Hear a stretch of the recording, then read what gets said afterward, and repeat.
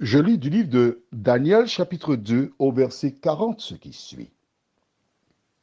Il y aura un quatrième royaume, fort comme du fer.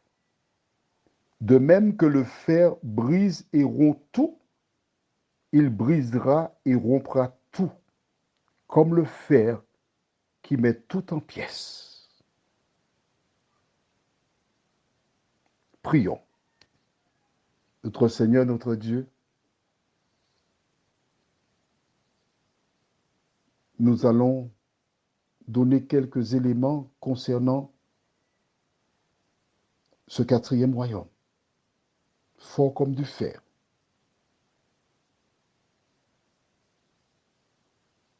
Merci Seigneur parce que ta parole est véritablement une lampe à nos pieds et une lumière sur notre sentier. Que ton esprit nous éclaire dans la compréhension de ce verset, nous t'en prions, au nom de Jésus pour ta gloire éternelle. Amen.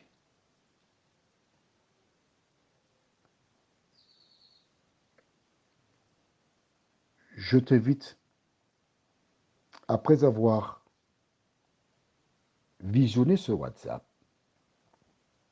à aller sur un moteur de recherche et taper la statue de Daniel chapitre 2. Et là, tu auras beaucoup d'informations complémentaires pour bien comprendre cette affaire. Mais je veux te donner un tout petit peu concernant le quatrième royaume.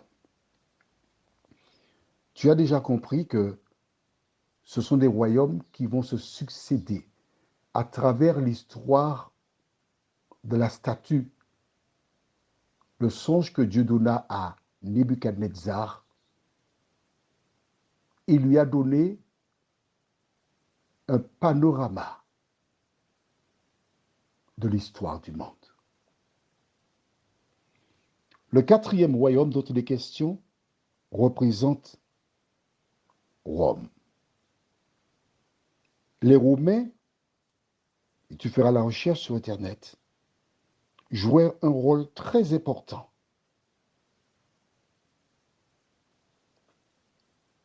Ils étaient du côté de la France et rares sont ceux qui n'ont pas lu les ouvrages sur Astérix, Obélix, qui est tombé petit dans la potion magique et qui était énorme et qui avait une force surnaturelle.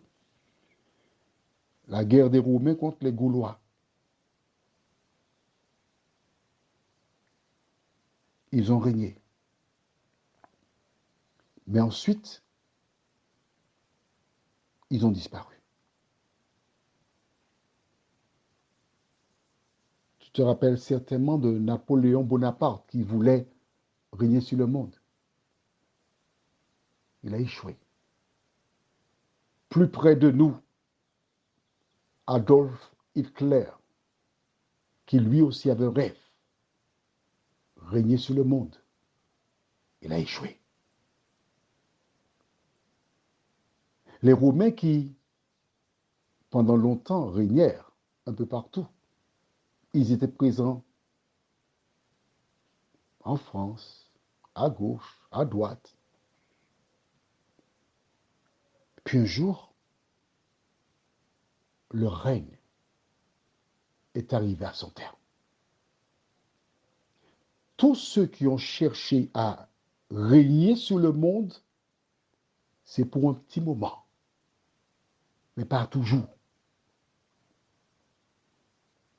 Nous verrons demain si Dieu nous prête vie.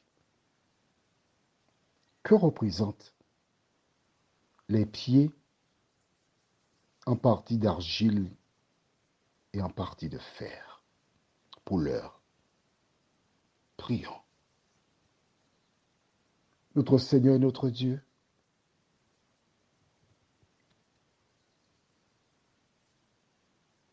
nous réalisons que dans l'histoire du monde que tu désires